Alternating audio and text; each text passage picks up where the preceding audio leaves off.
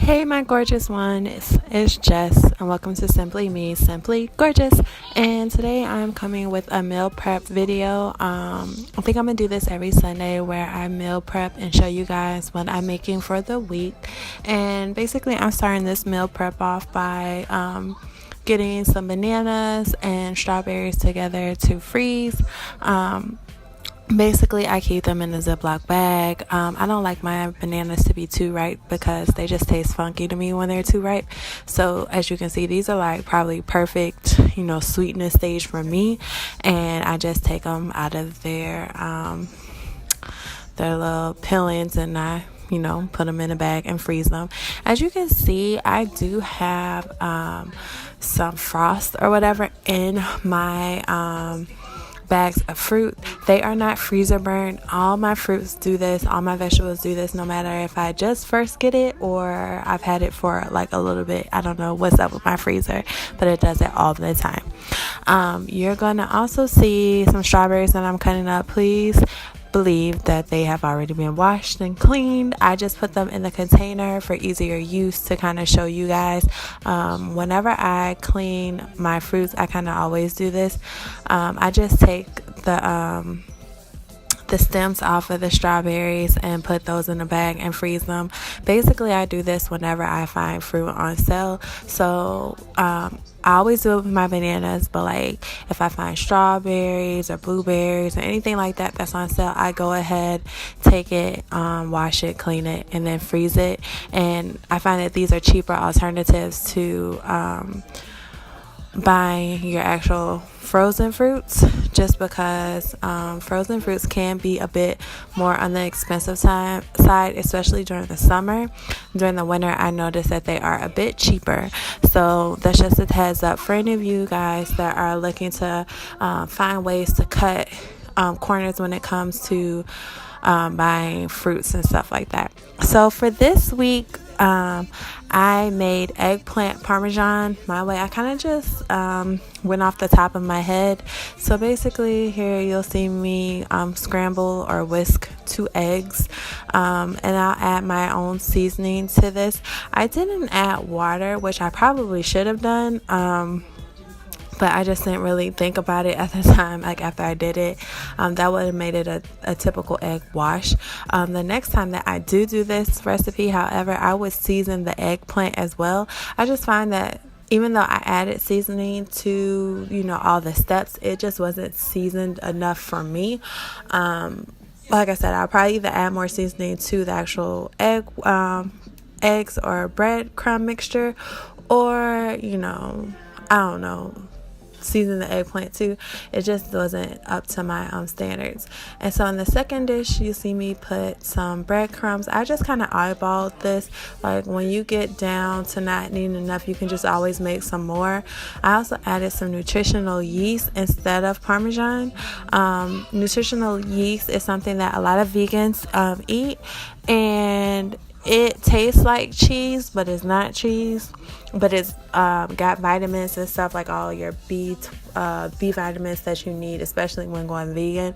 I did use cheese, like regular cheese, in this dish, but you could kind of opt out of using it if you wanted to. Making it vegan by just probably, instead of doing egg, doing like the fake eggs that they have or whatever. So now you'll see me cutting the eggplant. Now y'all don't judge me, I suck at cutting anything. Not that I do it on purpose, I just am not good at cutting anything like on a straight angle. So if you see that everything is kind of slanted when I cut, don't judge me, don't come for my life. I'll get better at it at some point. But cooking is just all about experimenting and then doing those sorts of things. So I didn't use all of these slices. I think I used maybe like a total of 9 of the slices. I think there were like 2 that I just went ahead and threw away. I don't really remember because I didn't have any use for them outside of this meal. So basically, to cook my eggplant, I did it in the oven. I put my oven on 350 degrees, and I put after I, dip it into the egg mixture and then into the breadcrumbs and get it fully coated, I just put it on a baking sheet that was sprayed with some canola oil, and I just baked it. I think it was like 20 minutes per side. I will put how long I baked it down in the description box below. I have to look it back up on this Pinterest recipe that I got, but it did come out like super crispy. But if you want to preserve the crispiness, you have to put it like in a bag or in its own, like, well, not even then, it was like, it got soggy afterwards. So this is like, if you really want it like super crispy, this is something that you would have to do for like that day, or prep for that day. It's not one that I found that I could just put it in the oven and then it'd be all good and still crispy the next day. It got soggy, but it didn't really affect me all that much. I didn't really care. So yeah, you'll just see me still dipping and all that good stuff and coating it. But yeah, and I'm just showing you how it should look once you have it coated. I did need more of the breadcrumb mixture, but I was lazy and I decided not to like make any more. The egg wash was more than enough to do a smaller eggplant if you guys are looking forward to making this recipe for yourself. And like I said, I'll put all the things that I use and everything in the description box below, so make sure you open that up and check it out. This meal lasted me for technically 6 days because I had 2 of the eggplant for dinner that night on Sunday. So now I'm showing you this pasta that I made, and I use this brand, this Tolini's brand, and it's basically, the pasta is made out of nothing but red lentils. So this is it baking in my oven, but yeah, and I didn't eat any of the meatloaf. That was for my family. These are 2 different types of pasta sauce that I used.